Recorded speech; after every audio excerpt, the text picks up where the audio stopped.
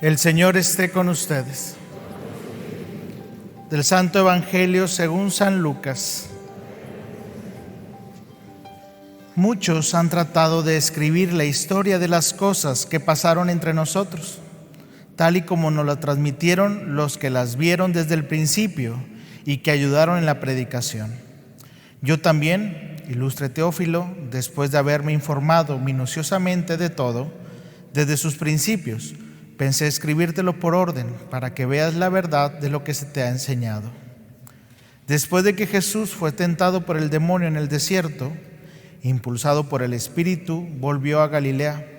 Iba enseñando en las sinagogas. Todos lo alababan y su fama se extendió por toda la región. Fue bien a Nazaret, donde se había criado.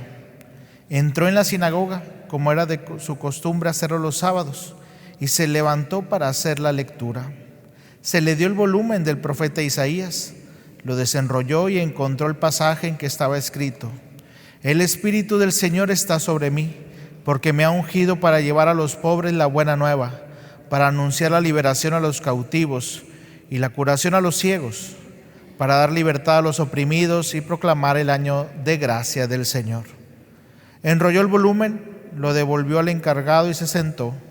Los ojos de todos los asistentes a la sinagoga estaban fijos en él. Entonces comenzó a hablar diciendo: Hoy mismo se ha cumplido este pasaje de la Escritura que acaban de oír. Palabra del Señor. Quiero hacer una pequeña encuesta. Levanten la mano los que han leído alguna novela, cualquier novela, pero que hayan leído toda una novela. Ok, más o menos, la mayoría. Levante la mano quien ha leído un libro de autoayuda, de superación y de esas. También, muchos. ¿Quién ha leído al menos un libro que nos hayan obligado ahí en la escuela a leer un libro completo de tarea? Todos, si no, no pasaban. Levanta la mano quien ha leído un libro de la historia de un santo. Ahí va bajando un poquito. Por último, más importante, levante la mano quien ha leído la Biblia completa.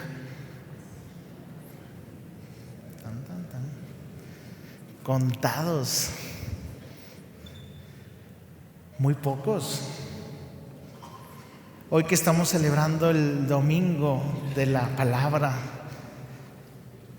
¿qué tanto estamos cerca de ella? ¿Todos creen que es la palabra de Dios? ¿Sí o no? Si creyéramos que fuera la palabra de Dios, ¿no creen que ya deberíamos haberla leído? Una vez unos jóvenes me decían: Padre, es que yo no creo mucho, porque en mi casa papás siempre me decían: es que esta es la palabra de Dios, pero nunca los vi leyéndola. Y es verdad. O sea, si realmente creemos, más que llamarse palabra de Dios o Biblia, lo que sea, ¿realmente creemos que es palabra de Dios? ¿Realmente creemos que ahí está Dios hablando? Digo, nuestras acciones confirman lo que creemos. Si realmente creyéramos que eso es la palabra de Dios, creo que todos estaríamos más cerca de ella, y al menos leerla sería algo que hubiéramos hecho. Pero es algo que a veces no se promueve mucho, ¿no? Yo me acuerdo cuando yo estaba en los grupos juveniles, tenía yo creo que unos 15, 16 años, cuando ya ni me acuerdo por qué, agarré la Biblia y me puse a leer los evangelios, que es donde dicen que hay que empezar, ¿no? Y empecé leyendo los evangelios y me llevé una sorpresa. Yo no sabía en ese momento que la Biblia es una historia. Yo pensé que eran pequeñas aventuras de Jesús, porque cuando yo lo escuchaba en la misa, pues nada más escuchas: Jesús fue a una boda, hizo un milagro, fin. Y luego vas a otra misa y no, pues que Jesús fue acá, le dijeron esto y él contestó esto, fin. Y yo pensé, pues la Biblia debe ser de puras aventuritas de Jesús. Pero cuando yo empiezo a leer el Evangelio, me di cuenta que no, que Jesús estaba aquí, luego fue para allá, hizo esto, luego se fue para allá, lo persiguieron y se fue para acá. Y dije, oye, mira, yo no sabía que es toda una historia, ¿no?, que va acompañando. Y que hay 4 evangelios, que hay 4 versiones de lo que Jesús hizo. Y cada uno lo cuenta de manera diferente. Y oye, pues me gustó. Me piqué y le seguí leyendo y llegué a Hechos de los Apóstoles. ¿Qué es Hechos de los Apóstoles? Las aventuritas ahora de los apóstoles cuando se fue Jesús. ¿Qué fue lo que hicieron? ¿Cómo comenzaron? ¿Con qué batallaron?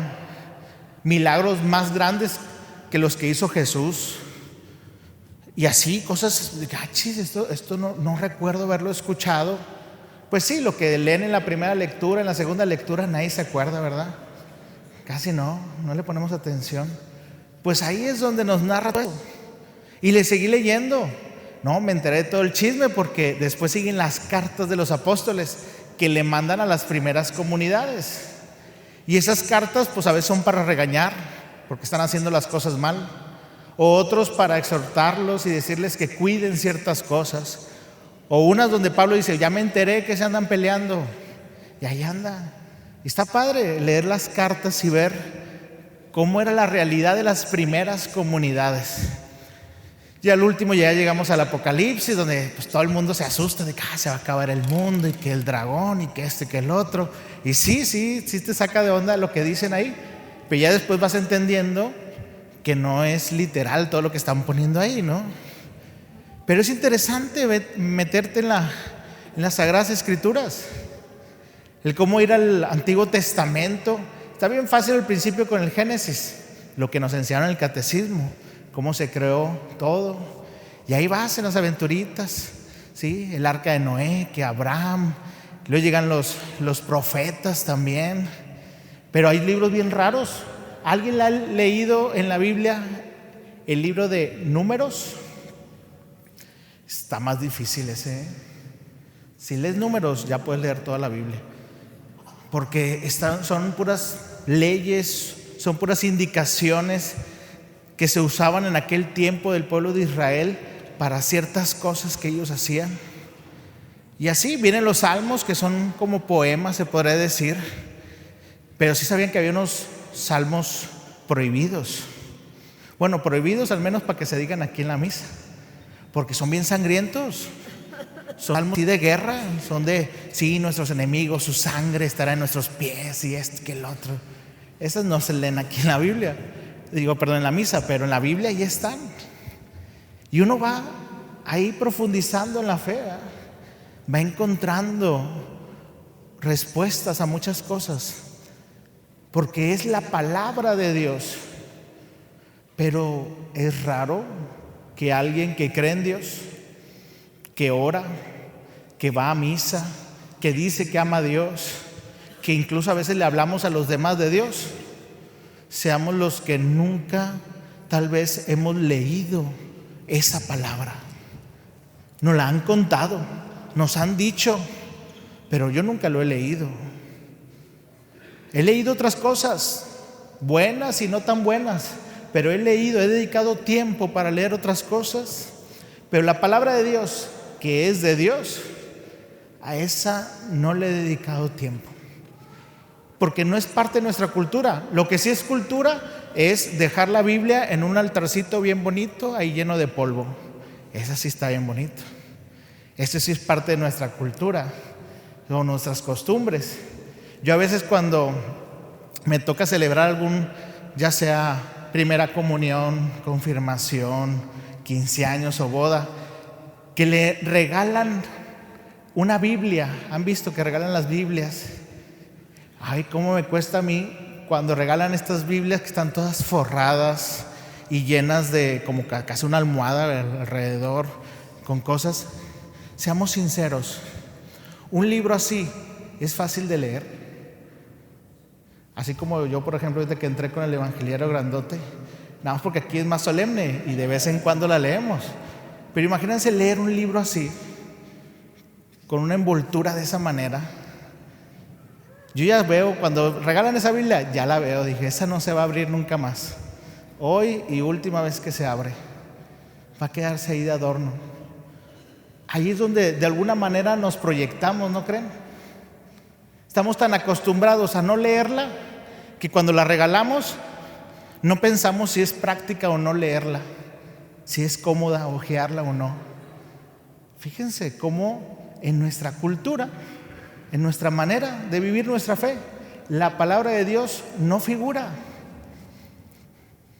No es algo base o fundamental en nuestra vivencia de la fe. O sea, por mucho gana, por ejemplo, el rosario, que no digo que esté mal, pero si comparamos el rosario con la palabra de Dios, todos estamos de acuerdo que es más importante la palabra de Dios. Pues estoy más seguro que la gente conoce más el rosario que la palabra. Pero es parte de nuestra manera de vivir la fe que a lo mejor malamente o con carencia nos han enseñado. En cambio, a veces volteamos a ver a nuestros hermanos protestantes y se la saben hasta de memoria, ¿verdad? O al menos las citas bíblicas que les convienen. Pero se la saben. Saben hojearla. Saben encontrar una cita bíblica. Si te digo ahorita que me des una cita bíblica, ¿la encontrarías? Irías primero al índice para ver dónde está, ¿verdad? Y si sabemos la abreviatura. Pero realmente está presente la palabra en nuestras vidas. Si no creemos que es palabra de Dios, lo entendería. Pero si todos creemos que es en verdad la palabra de Dios, ¿por qué no está presente en nuestras vidas? ¿Sí sabían que si le dedican al menos 5 minutos al día, en un año la terminas de leer? 5 minutos. Te aseguro que muchas veces te vas a picar y vas a seguir leyendo más. Pero 5 minutos al día y la terminas en un año. Ya hay podcast, hombre, ya hay podcast que te hacen que la escuches, incluso con reflexión, con explicación, y en un año la acabas. Pero a veces es algo que ya tenemos tan a la mano que ya no vemos lo importante que es. ¿Sabían que, por ejemplo, San Francisco de Asís, todos conocen a San Francisco de Asís, ¿verdad? Gran santo. ¿Sabían que él nunca pudo leer la Biblia completa? Él nunca leyó la Biblia completa. Porque en aquel entonces, acuérdense que era a copiar a mano. Imagínense, las primeras comunidades copiando letra por letra, palabra por palabra, y no equivocarse para mandársela a otras comunidades. Después llegaban los frailes, los monjes, que se la pasaban ahí encerrados escribiendo. De hecho, a cada monje le destinaban un libro de la Biblia. Tú vas a ser el experto en transcribir el Evangelio de Lucas. Y ahí estaba. Tardaba a lo mejor un mes en escribir todo, con cuidado. Y luego volvió a empezar. Y esas copias se mandaban a otros monasterios o a otras comunidades. Y así mucha gente estuvo defendiendo la palabra de Dios, dando su vida, desgastándose por cuidarla, por los detalles, que no llegara a faltar nada. Y ahora nosotros la tenemos ahí empolvándose. Muchos santos hubieran querido conocer toda la palabra de Dios y no tuvieron la oportunidad. Y nosotros la tenemos en el celular. Y ni aún así nos damos el tiempo para acercarnos. Creo que ahí es la cuestión. Sabemos que es la palabra de Dios. Creemos que es la palabra de Dios. ¿Nos importa la palabra de Dios? ¿Realmente importa? ¿Nos interesa conocerlo? Cuestionémonos. Hoy que es domingo de la palabra, cuestionémonos. Y más que eso es, relacionémonos con ella. Porque la palabra de Dios, cuando se lee, se renueva en nosotros, entra en nuestra vida, responde a lo que estás buscando, sana de lo que estás adoleciendo. La palabra de Dios ilumina en verdad. La palabra de Dios realmente tiene poder si le permites. La palabra de Dios puede resolver muchas cosas de las que tú estás ahí viendo a ver cómo Dios te da señales. Ahí está la palabra de Dios. Padre, es que Dios no me habla, no lo entiendo, no escucho. Vea la palabra de Dios. Y ahí está Él hablando. Créanme, oren con la palabra de Dios. Acostúmbrense a entrar en contacto con ella. Y van a ver que realmente ahí está Dios hablándonos, consolándonos, levantándonos, sorprendiéndonos. Y van a ver que esa palabra de Dios va a dar vida a tu vida. Por eso quiero terminar con una pequeña dinámica sencilla. ¿Creen que se me pasó al principio que saludaran al desconocido de cerca de ustedes? No, no se me pasó. Lo hice a propósito. Voy a pedirles, les voy a dar dos minutitos. Lo único que te voy a pedir es que busques a alguien, de preferencia que no conozcas. Está bien fácil con la familia, pero si no conoces a alguien, mejor. ¿Qué le vas a decir? Primero lo saludas y le vas a pregúntale, y que él también te pregunte, ¿cuál es la cita bíblica que te gusta? No tienes que decirle tal cual, a lo mejor no te acuerdas, pero me acuerdo de cuando las bodas de Caná Jesús hizo un milagro, o me gusta este. No tienes que citarlo tal cual, puntual, pero sí saber qué pasaje para ti ha sido significativo por lo que tú quieras, pero que todos podamos compartir algún pasaje de la Biblia que para ti sea importante, que para ti algo te diga, y se lo vas a compartir a esa persona que de preferencia no conozcamos. Así, sencillo, nada más dile, esta me gusta porque me recuerda esto, fin. No tienes que ponerte a llorar y todo eso, no. Tranquilos, allá afuera si quieren, pero nada más así, breve. Esta cita bíblica porque me recuerda esto. ¿Estamos claros? Muy bien. Si se quieren leer, si quieren voltear, esta es su casa. Compartamos la palabra de Dios. Muy bien. No sé qué hayan compartido, cómo les haya ido, pero seguramente el hablar de la palabra de Dios, el compartirlo con las demás, algo hace. Algo hace en nosotros o algo hace en los demás. Hagamos que la palabra de Dios esté más presente en nuestras vidas, en nuestras conversaciones, en nuestras oraciones, en nuestra familia, para que a través de la palabra de Dios Él pueda seguir iluminando y caminando a nuestro lado, como cuando se le apareció a los discípulos de Emaús, que iban todos tristes de ahí, y dice, y Jesús se acercó, no lo reconocieron, y se puso a explicarles las Escrituras. La palabra de Dios ilumina el camino para que esa tristeza, ese miedo, esa soledad o lo que estemos enfrentando tenga una connotación diferente. No porque nos la vaya a quitar Dios, no, nos ilumina para que podamos entenderlo mejor y enfrentarlo mejor. Que así sea.